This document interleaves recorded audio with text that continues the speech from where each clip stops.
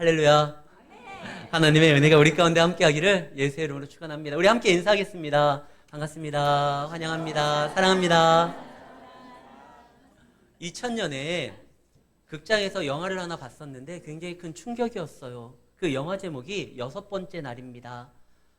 예전에 먼저 소설로 나왔던 걸 영화로 만든 것인데요. 그 내용이 이렇습니다. 하나님이 세상에 사람을 6째 날 창조했잖아요. 그것을 따서 이 영화 제목이 6째 날인데 왜 그러느냐? 사람들이 이제 사람을 복제하기 시작한 겁니다. 그 영화를 보고 정말 놀랐어요. 사람이 다치거나 무엇인가 부러지면 그냥 아예 새로 복제해가지고 사람 하나를 뚝딱 만들어내는 거예요. 그리고 죽음도 두려워하지 않아요. 또 복제해가지고 그가 그동안 경험했었던 것들을 데이터에 축적해 놓은 다음에 복제된 거에다가 같이 집어넣으면 되는 거예요. 야, 이런 세상이 나타날까? 근데 그로부터 5년 후 2005년에 한국의 한 박사가 배화 복제 줄기세포를 만들었다라고 논문을 발표했습니다. 세계가 깜짝 놀랐죠. 물론 그 논문에 조작이 좀 들어가서 나중에 문제가 되었지만 분명한 건 그 양을 정말 복제했어요. 강아지를 정말 복제했어요. 그리고 이 복제된 강아지와 이 양이요, 소리도 내고 움직여요. 주인의 명에 따라 반응도 해요. 야, 이런 세상이 정말 오는구나. 정말 이제 사람들이 하나님의 창조의 영역까지 이거 침범하는 게 아닐까. 그런데요, 영혼은 줄 수가 없어요. 비록 아무리 복제한다 할지라도요, 만약에 사람을 복제했다고 쳐도 그 사람이 말하고 생각하고 자각하고 움직인다 할지라도 뇌가 있으니까 생각할 수 있죠. 뼈와 근육이 있으니까 움직일 수 있죠. 그러나 영혼은 달라요. 영혼은 하나님께서 우리에게 주신 하나님만의 고유적인 권한입니다. 영혼을 줄 수 있는 건 아니에요.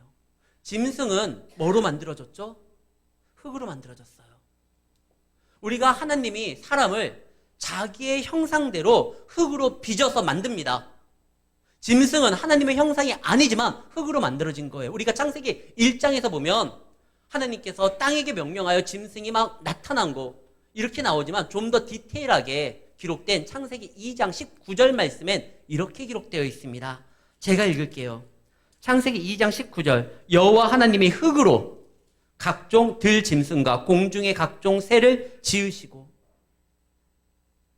짐승들도 흙으로 만들어졌어요. 사람도 하나님이 자기의 형상으로 흙으로 만들었어요. 근데 짐승과 사람의 차이점이 뭡니까? 사람은 그 코에 하나님이 생기를 불러 생명되게 만들었다는 것이에요. 이게 다른 거예요. 아무리 똑같이 만들어서 겉모습도 비슷하고 움직일 수 있게 만든다 할지라도 영혼은요, 하나님이 우리에게 직접 허락한 것입니다. 그래서 이 영혼은, 몸은, 육체는 짐승과 마찬가지로 죽음으로 인하여 부러질 수도 있고 썩어 흙으로 다시 돌아갈지언정 영혼은요, 사라지지 않아요. 반드시 하나님 앞에 서게 됩니다. 그런데 이 영혼에 대해서 부정하는 사람들이 있었으니 유대인들 중에 소위 엘리트 계급이라고 하는 사두개인 사람들입니다. 이들은요, 대제사장 그 그룹이에요.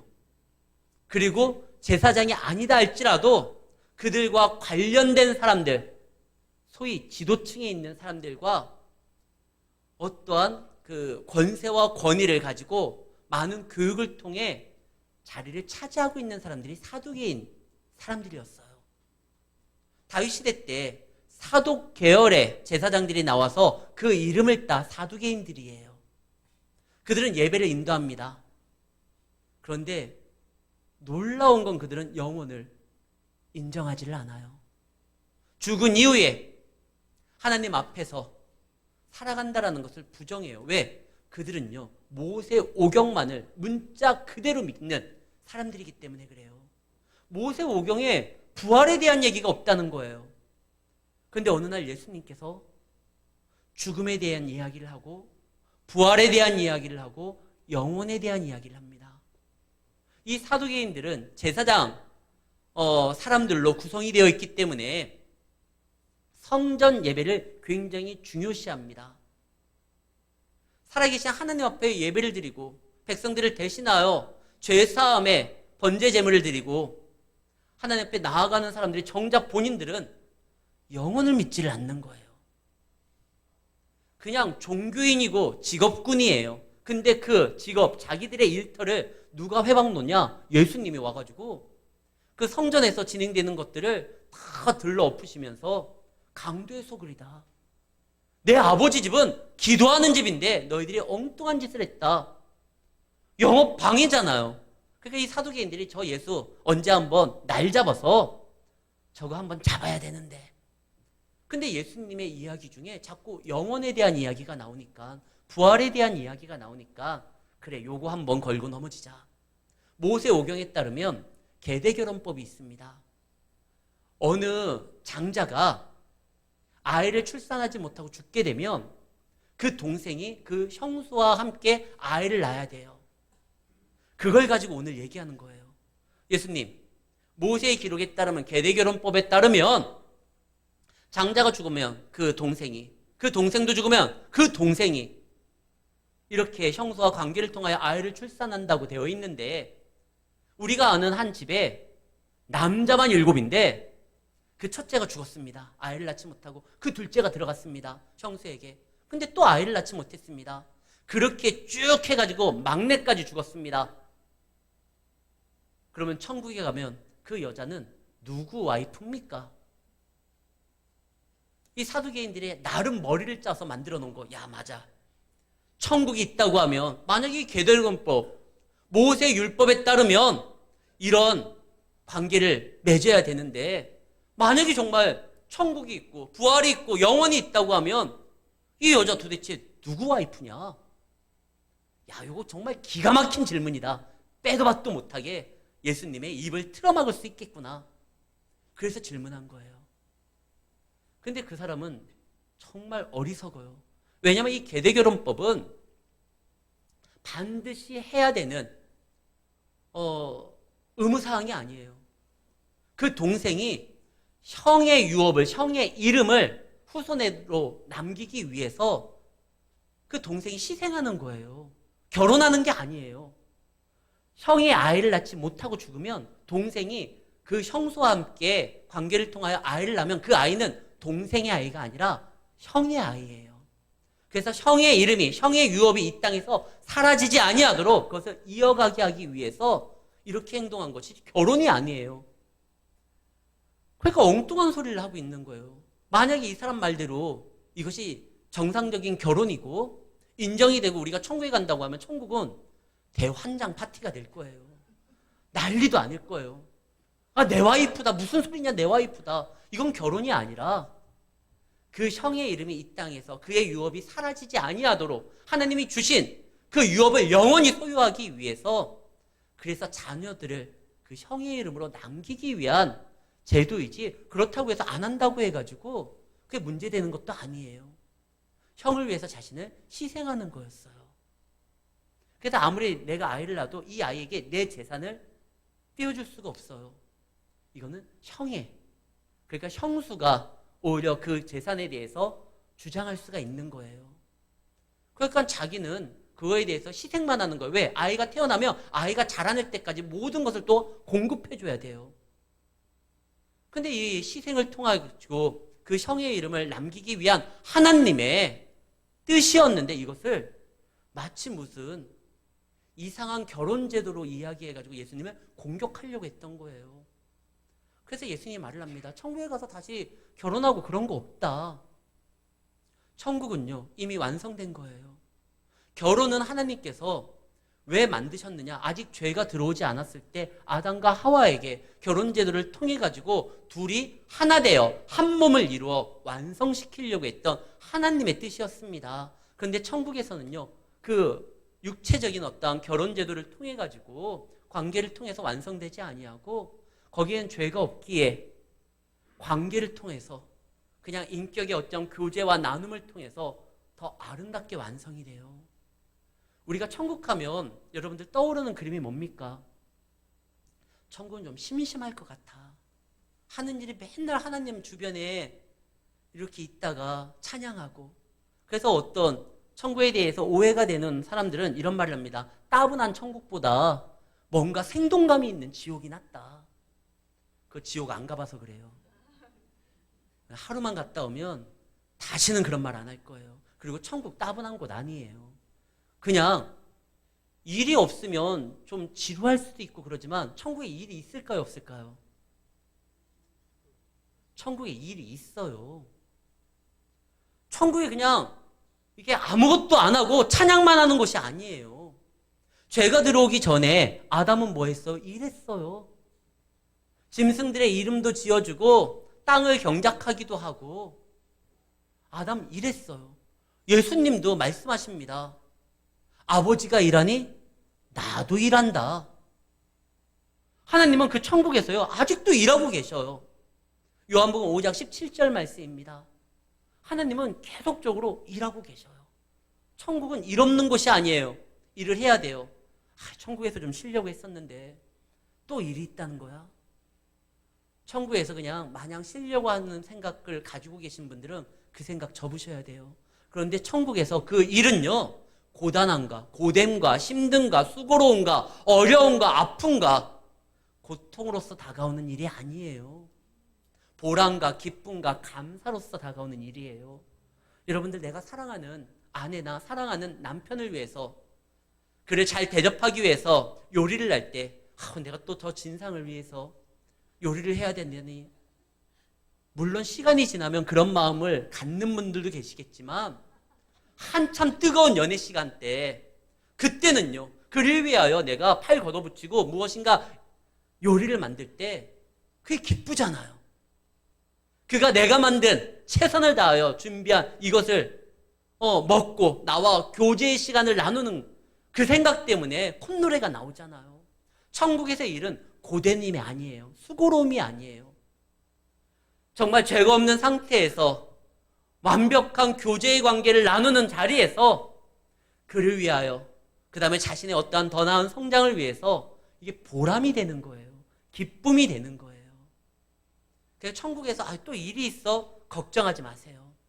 그 일은 기쁨과 감사와 정말 상대를 더욱더 즐겁게 해줄 수 있다는 그런 기대에 찬 감사가 이게 그 일의 결과가 되는 겁니다. 어찌됐든 천국은 따분한 곳이 아니에요. 그리고 천국에선 결혼이 필요 없어요. 저는 천국 가서 결혼할 생각도 안 할 거예요. 내 아내가 옆에 있을 텐데 뭐. 저는 거기에서도 제 아내와 함께 할 거고 제 딸들의 아버지로서 또 움직일 거예요. 그런데 저는 남편과 사별을 했었고 그 사람 믿기 전에 그랬었는데 그럼 저는 천국에서 혼자 있습니까? 아니요. 이 부부의 연합의 교제를 이어갈 수 있는 성도들의 교제와 나눔이 있고 무엇보다 신랑 대신 예수님과 함께하는 그 기쁨의 하나됨이 있는 거예요. 그래서 새로운 관계가 형성된다고 해서 기존의 관계가 파괴되는 건 아닙니다. 저는 천국에서 저희 외할머니를 만날 거예요. 먼저 가신. 그곳에서 제 동료들 중에서도 이제 부름받아 먼저 소천하신 분들이 있거든요. 저랑 3년 동안 기숙사 생활을 같이 했었던 신대원의 제 동기가 있어요. 제가 미국에 있었을 때 그분이 돌아가심으로 인해서 장례식장을 찾아보지를 못했는데 전 그분 만날 거예요. 관계가 사라지는 게 아닙니다. 그 관계가 죄가 없는 상태에서 기쁨 가운데 영원할 수 있는 것이 천국이에요. 그래서 거기는 육체적인 어떠한 관계를 통한 결혼제도가 필요가 없는 거예요. 그래서 사두개인에게 말을 합니다. 너희들이 천국도 없다고 하고 그들은 천서도 부정해요. 사두개인들은 부활도 부정하고 영적인 존재를 부정해요. 모세오경에만 들어있는 그 내용만을 자기네들은 얘기하겠다는 거예요. 근데 웃기죠. 모세오경에 천사 나오지 않아요.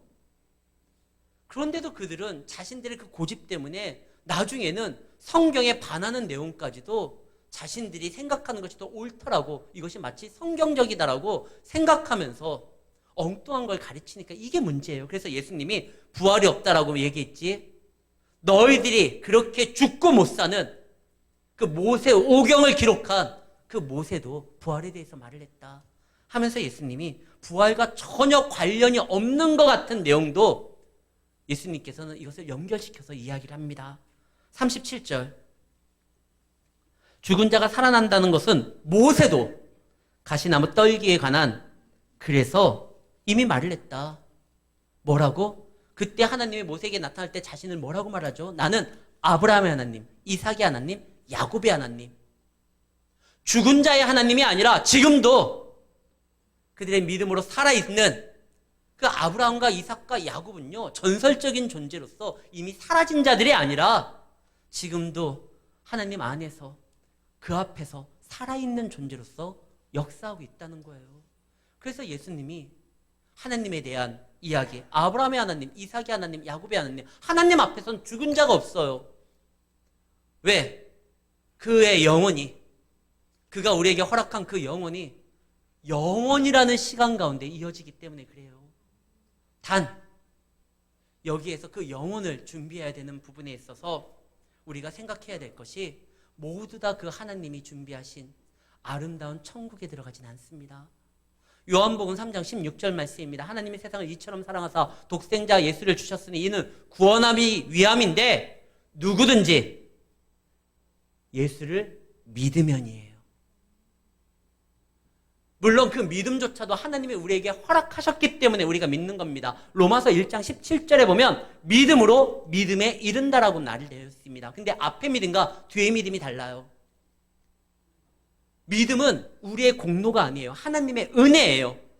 하나님이 우리 삶에 개입하셔서 우리를 항복시켜서 하나님의 자녀로서 살아갈 수 있는 첫 시작점을 여는 게 이 로마서의 첫 번째 믿음이고, 두 번째 믿음은 이제 그 믿음으로 하나님과 구원의 역사를 같이 나아가는 자로서 성도에게 요구되는 것을 감당하는 그런 모습이 믿음이에요. 그러니까 하나님이 우리 삶 가운데 들어오셔서 우리를 이해시키고 우리를 설득시키고 결국 우리가 하나님의 은혜 가운데 주의 말씀 안에서 항복하여 주의 자녀로서 살아가 그 천국에 이르는, 그것이 바로 영혼을 준비하는 자의 모습인데, 이것을 끝까지 거부하는 자들이 있어요. 그런 자들, 오늘 말씀에 등장하는 예수님이 오셨음에도 불구하고 예수님을 시험하려고 하고 예수님을 넘어뜨리려고 했었던 그 사두개인 같은 사람들, 늘 예배의 자리에서 백성들을 대표하여 제사장으로서 예배를 인도했음에도 불구하고 본인들은 정작 성전 대신 예수님을 인정하지 아니하고 그가 만드실 천국에 대한 소망도 두지 아니하고 오직 이 땅에서만 살아가기 위해서 움직이는 그들은 이 초청 앞에 스스로 거부함으로 인하여 멸망당할 수밖에 없어요. 감사한 건 우리는 믿게 되었지만 우리가 사랑하는 우리 주변의 사람들, 그래서 우리가 전해야 돼요. 우리가 가야 될 그 천국이 우리에게 소망이 될 수 있도록, 그들을 남겨둔 아쉬움이 아니라 그들을 다시 만날 수 있는 소망이 될 수 있도록 전도하는 사명이 우리에게 필요합니다. 지금 이 사두개인들은 일생일대의 기회를 지금 놓치고 있어요. 세계에서 가장 유명한 투자 전문가라고 하면 워렌 버핏이라는 사람이 있습니다. 지난주에 보니까 뉴스에 나와서 제가 알게 되었는데 증시가 이렇게 많이 내려갔나 봐요. 그럼에도 불구하고 워렌 버핏이 이렇게 이야기했던 그 주식은 또 올라갔다고 해요. 아무튼 이 사람은 대단한 사람이에요. 워렌 버핏은. 근데 이 사람과 점심을 2000년서부터 지금 25년째 계속 진행되고 있는 행사 중에 하나가 뭐냐면 워렌 버핏과 점심 식사를 함께하는 그런 자리를 경매에 붙였어요. 2019년도에는 54억을 내고 워렌 버핏과 점심할 수 있는 기회를 가진 사람이 하나 등장을 했습니다. 그 사람과 밥을 먹는데 54억을 태웠어요. 아니, 난 돈 안 주고 밥만 사준다고 해도 가겠는데 워렌 버핏과 밥을 먹겠다고 54억을 내놓은 사람이 있었어요. 왜 그 사람들이 그렇게 많은 돈을 투자해가지고 그 사람과 같이 점심 식사를 나누려고 했을까요? 그가 알고 있는 고급 정보를 식사를 나누면서 들을 수 있기 때문에 그래요. 실제로 그 54억을 내놓은 사람이 트론인가? 뭐 그런 기업의 CEO거든요. 회장이었는데 그를 통하여 자기의 회사의 가치를 더 높였어요. 그런데 지금 이 사두개인은 54억이 아니라 단 한 푼도 내놓지 아니하고 지금 예수님 앞에 질문할 수 있는 기회를 얻었어요. 많은 사람들이 예수님 앞에 질문을 합니다. 근데 가장 많은 시간 동안 질문한 내용이 담겨 있는 게 사마리아 여인이었고 그 다음에는 이 사두개인이에요. 사두개인도 지금 질문을 많이 하고 있어요. 예수님 앞에. 그 질문을 설명하기 위해서 막 장황하게 예수님 다 들어주고 계셔요. 근데 그 예수님 앞에 질문할 수 있는 기회를 갖고 시간을 얻었는데 정작 그가 한 건 뭡니까? 예수님을 시험하려고 했던 거예요. 그 기회를 놓쳤어요. 주님 앞에 섰는데 그는 일생일대의 가장 귀한 영혼에 대해서 들을 수 있는 전문가를 지금 만나고 있었는데 예수님은 하나님의 아들이고 천국을 창조했던 분입니다. 그리고 이 땅에 오셔서 부활에 대해서 이야기하신 분이에요. 그분 앞에 영혼이 있는 거예요. 근데 거기에서 딴 행동을 하는 거예요. 나는 솔로라는 프로가 있습니다. 이 남녀가 어느 정도 기간 안에 서로 합숙을 하면서 만남의 시간을 가져 이 배우자를 이렇게 짝짓는 거예요. 근데 이것을 지난주 뉴스에 보니까 한 절에서 패러디를 내가지고 충남에 있는 어떤 절인데요. 나는 절로, 나는 솔로가 아니라 나는 절로라는 이런 무슨 행사를 가졌더라고요. 40대 남녀를 이렇게 1박 2일 동안 그 절에서 연애할 수 있도록. 근데 제가 그 뉴스를 보면서 기가 막혔어요. 이 40대 사람들이 이제 결혼을 앞두고 서로 이제 만나는 시간을 갖는데 연애 코치를 누가 하냐? 그 절의 주지가 해요. 아, 남자 사모는 보다 적극적으로 저 여자에게 대시를 해야 된다. 아니, 중이 무슨 연애를 해봤어요. 결혼을 해봤어요. 아니, 왜 그 사람에게 다른 얘기도 아니고 절밥을 어떻게 만드는지, 뭐 그런 거는 얘기 들을 수는 있겠지만, 본인도 지금 연애를 해본 적도 없고, 결혼도 해보지 않은 그 중하게 그 연애 코치를 받는 거예요. 그건 정말 시간 낭비인 것 같아요. 지금 예수님은 이 영혼에 대해서 전문가예요. 우리가 다른 건 몰라도요, 영혼에 대해서, 천국에 대해서, 영생에 대해서는 누구에게 알아야 되느냐? 이 세상을 창조하신, 영혼을 우리에게 허락한 예수님 앞에 나아가는 것입니다. 이 사두개인은 정말 좋은 기회를 잡았음에도 불구하고 거기에서 단 하나의 그의 영혼에 대해서, 영적인 부분에 대해서 도움되는 거 1도 못 건지고 오히려 예수님에게 책망만 받고 떠나게 됩니다. 사랑 성도 여러분, 부활은 있습니다. 영생은 있습니다. 영혼은 있습니다. 우리는 죽으면 모두 다 하나님 앞에 산자로서 서야 됩니다. 누구는 그분이 우리를 위하여 준비하신 천국으로 갈 수 있을 것이고, 누구는 그 수많은 기회를 얻었음에도 불구하고 놓침으로 인하여 영원한 그 죄에 대한 형벌의 자리로 나아가게 될 것입니다. 이거에 대해서 우리가 분명하게 해야 돼요. 우리는 하나님의 자녀입니다. 우리가 정말 하나님의 자녀고, 그런데 내가 잘할 때, 내가 정말 열심히 할 때는 막 뜨거워서 천국이 내 것인 것처럼 느껴지다가 내 믿음이 좀 약해지고 신앙생활이 좀 무엇인가 좀 예전 같은 열심이 없을 때, 아, 내가 진짜 천국 가는 게 맞을까? 걱정하지 마세요. 천국은 하나님이 우리에게 허락한 그 믿음, 우리가 그를 주로 고백하고 나아간다고 하면 천국은 갑니다. 그분이 책임집니다. 에이, 그러면은 뭐 대충 믿으면 되는 거 아니야? 1년에 한 번 정도 교회 나오고. 그런데요, 천국 가는 것은 정해져 있지만 아버지의 자녀로서 이 땅에서 우리가 감당해야 될 일들을 행할 때 이 땅도요, 수고와 어려움이 있지만 이 땅에서 그 일을 감당하는 자가 천국의 기쁨을 맛보면서 갈 수 있는 거예요. 그러니까 이왕 갈 천국, 이 땅에서도 하나님의 인도함 따라 사명을 감당하면서 천국의 기쁨을 먼저 누리면서 나아가는 것이 성도의 지혜입니다.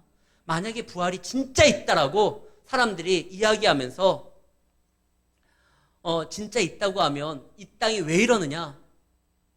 이 땅은 그냥 당연한 거예요. 죄가 관영한 곳이니까. 대신 믿는 사람들이 제대로 신앙생활 감당하면서 살아가야 되는데 우리가 영혼을 믿는다고 하면 정말 하나님의 자녀로서 부활의 소망이 있다고 하면 세 가지가 좀 달라질 수 있어요. 첫 번째, 영원한 생명을 우리가 믿는다고 하면 두려울 게 없어요.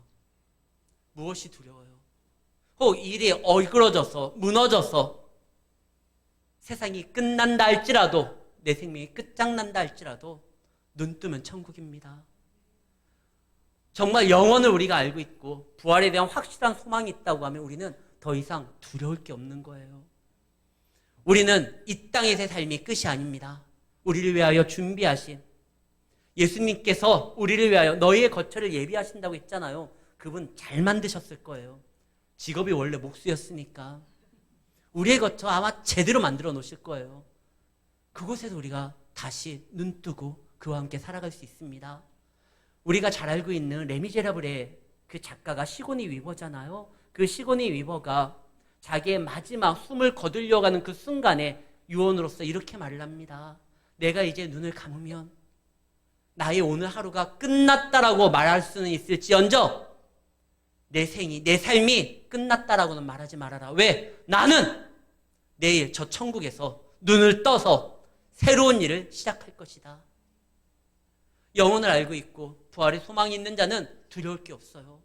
성경에 보면 늘 환난과 핍박 가운데 있었던 교회가 하나가 있습니다. 요한계시록에 등장하는 서머나 교회예요. 서머나 교회는 큰 환난이 있었어요. 그러나 예수님께서 말씀하십니다. 너희가 환난을 당하나 담대하라. 그리고 그 서머나 교회에게 주신 말씀이 이거예요. 환난을 당하지만 10일까지다. 이 환난이 정해진 기간이 있어요. 터널의 끝이 없을 것처럼 보이지만 영원히 계속될 것 같은 겨울이지만 어느덧 봄이 되는 것처럼 터널도 밝은 끝을 맞이할 수 있던 것처럼 성도의 환난 기간이 있어요. 10일이다. 그리고 이때를 참고 견디는 자 예수님께서 그 서머나 교회에게 뭘 준다고 약속했는지 아십니까? 생명의 면류관이에요. 나는 알파와 오메가다. 이것을 끝까지 감당한 너희들에게 내가 생명의 면류관을 줄 것이다. 지금 환난을 당해도 이 모든 것들을 합력하여 선을 이룰 알파와 오메가 처음과 나중을 모든 것을 당신의 뜻대로 주장하는 그 하나님이 내가 너희를 반드시 하늘의 별과 같이 천국의 귀한 자녀로서 생명의 멸관을 씌워서 내가 너희를 맞이하겠다. 사랑 성도 여러분, 정말 부활을 믿는다고 하면 두려워하지 마십시오. 무엇이 두렵습니까? 원래 예수님의 제자들은 죽음에 대해서 다 공포스럽게 두려워했어요. 예수님이 잡히시는 날 혹시나 자기들도 잡혀서 죽을까봐 다 도망갑니다. 그런데 그 예수님의 제자들이 부활의 예수님을 만나고 부활이 진짜 있고 예수를 믿음으로 우리도 그 나라로 갈 수 있다는 확신이 있었을 때 그 다음에 제자들이 달라져요. 제자들이 다 순교하잖아요. 죽음을 두려워하지 않아요. 복음을 증거하고 나타나는데 심지어 베드로가 제일 겁장이니 베드로가 뭐라고 말합니까? 자기를 협박하는 그 관원들에게 생명을 해할 수 있는 너희를 두려워할까? 생명과 영혼을 멸할 수 있는 하나님을 두려워할까? 나는 내 주를 부인할 수 없다. 영원한 생명을 맛봤었던 베드로는 그 말을 합니다. 정말 우리가 하나님을 믿고 영혼을 알고 있다고 하면 두려워하지 마십시오. 그리고 두 번째, 정말 영원한 천국을 안다고 하면 이 땅의 불편함도 참을 수가 있어요. 이것이 우리의 삶의 끝이 아닌 거예요. 이 땅이 비록 힘들고 어렵다 할지라도 하나님께서는 우리를 위하여 우리의 눈물을 닦아주시고 우리의 그 찬란한 영광 가운데 함께해 주셨다는 것을 생각하면서 이 땅의 어떠한 불편함을 우리는 견딜 수 있고 감당할 수 있어요. 사실 이 땅은 수고로움이에요. 그래서 하나님과 겨루어서 승리의 이름을 받았던 야곱도 바로 앞에서 자기를 표현할 때 뭐라고 하죠? 내 인생 120 참 험한 인생을 살았습니다. 나그네 인생을 살았습니다. 근데 그는 버텼어요. 믿음은 에무나라고 히브리 말로 이 버티다라는 거예요. 견디다라는 거예요. 예수님도 이 땅에서 우리가 견디고 버티기를 원합니다. 그래서 누가복음 18장 8절에 보면 예수님이 이런 말씀하셔요. 내가 너에게 이르노니 속히 그 원한을 풀어주리라. 그러나 인자가 올 때에 세상에서 믿음을 보겠느냐? 끝까지 버티고 견디는 사람을 내가 보겠느냐? 이 말은 보고 싶다는 거예요. 예수님이. 우리가 믿음으로 견디고 이겨내기를 보고 싶고 그런 자들을 응원하겠다라는 거예요. 사랑하는 성도 여러분, 영혼은 있습니다. 그리고 우리는 그 나라로 반드시 갑니다. 이 땅의 수고로움과 어려움을 인하여 절망하고 낭망하고 쓰러지지 마십시오. 견디고 버티십시오. 그러면 분명히 하나님께서 이 땅에서도 천국의 소망을 두며 살아갈 수 있는 승리의 노래를 부를 수 있는 은혜를 주실 것입니다. 그날이라는 찬양이 있어요. 참 가슴 벅찬 찬양이에요. 내용이 이렇습니다. 그날의 천국에서 영원한 기쁨 주와 나누리 주의 얼굴 볼 때 승리의 노래 부르리. 그날에는 주와 함께 맞이할 것이고 승리의 노래를 부를 것이고 영원한 기쁨을 주의 자녀들과 백성들과 하나님과 함께 나눌 것입니다. 근데요, 그날은 반드시 오지만 그날의 그 은혜를 이 땅에서도 경험할 수가 있는 거예요. 세 번째가 바로 그겁니다. 부활을 우리가 영원한 생명을 안다고 하면 이 땅에서 천국의 삶을 준비할 수가 있다는 거예요. 비록 이 땅은 고난이 있는 땅이지만 하나님의 은혜를 가지고 올 수 있는 땅이에요. 우리가 기도할 때 예수님께서 말씀하셨습니다. 무엇이든지 기도하면 천국에서 이룰 것이다. 우리의 필요를 하나님께서 채워주실 것이다. 영원한 생명을 믿는다고 하면 우리를 지키시는 그 하나님도 믿으시기를 바랍니다. 그분은 우리에게 좋은 걸 주시려는 분이에요. 당신의 아들까지도 주신 분이에요. 그분이 준비한 그 천국이 얼마나 영광되겠습니까? 그리고 그 자녀들을, 이 땅에 있는 그 자녀들을 하나님께서 언제까지 지키시다가 시간이 되어서 포기하는 것이 아니라 영원까지 지키시는 건 당연한 거 아닙니까? 그 나라 갈 수 있기를 위해서. 사랑하는 성도 여러분, 힘을 내십시오. 그런데 한 가지 착각하는 게 있어요. 그 다음 절인데요. 다윗의 자손이라고 왜 말을 하느냐? 다윗의 자손이라는 건 예수님이 메시아라는 표식이에요. 다윗의 후손으로서 오시는 분, 그가 메시아라는 걸 아는 거예요. 그러나 그렇다고 해서 예수님이 다윗보다 못하다는 게 아니에요. 다윗은 예배자였고 또한 예언자였습니다. 시편에 보면 다윗이 자기의 후손인 그 메시아에게 뭐라고 표현하냐면 주라고 표현해요. 주께서 내 주께 이르되. 먼저 주는 하나님이고 그 다음 주께 이르시되, 그 주는 자기의 후손으로 올 메시아를 뜻하는 거예요. 다윗의 후손이라는 건 메시아의 표식일 뿐이지 다윗보다 못하다는 게 아니에요. 그는 하나님이에요. 만약에 이스라엘 백성들, 이 사두개인은요, 현실만 중요하기 때문에 이스라엘의 독립이나 정치적인 어떠한 확장만을 생각해요. 그런데 정말 이스라엘의 독립이 하나님의 주된 목적이라고 하면 예수님이 올 필요 없어요. 여호수아나 다윗이나 사사들을 보내면 돼요. 그들이 독립시킬 수 있잖아요. 그러나 예수님 오신 목적은 구원받을 자들을 모으고 이 땅에 하나님의 나라를 세우려고 하는 겁니다. 그렇기 때문에 여호수아가 아닌, 사사들이 아닌 하나님의 아들이 직접 온 거예요. 그분이 와야지만 죄 문제가 해결해요. 우리는 다윗의 후손이 아니라 다윗의 자손으로서 온 그 메시아 하나님을 믿는 것이에요. 그 하나님이 우리 삶에 개입하시면 우리의 모든 눈물이 닦아지고 이 땅에서도 견딜 수 있고 버틸 수 있고 영혼을 준비할 수 있고 세상을 두려워하지 아니하고 담대하게 나아갈 수 있는 힘을 주신다는 사실을 기억하시고 천국의 소망을 둔 자로서 믿음 안에서 부활의 영광을 약속받은 자로서 이 땅에서 하나님의 도움으로 승리하는 우리 성도님들이 되시기를 예수의 이름으로 축원합니다.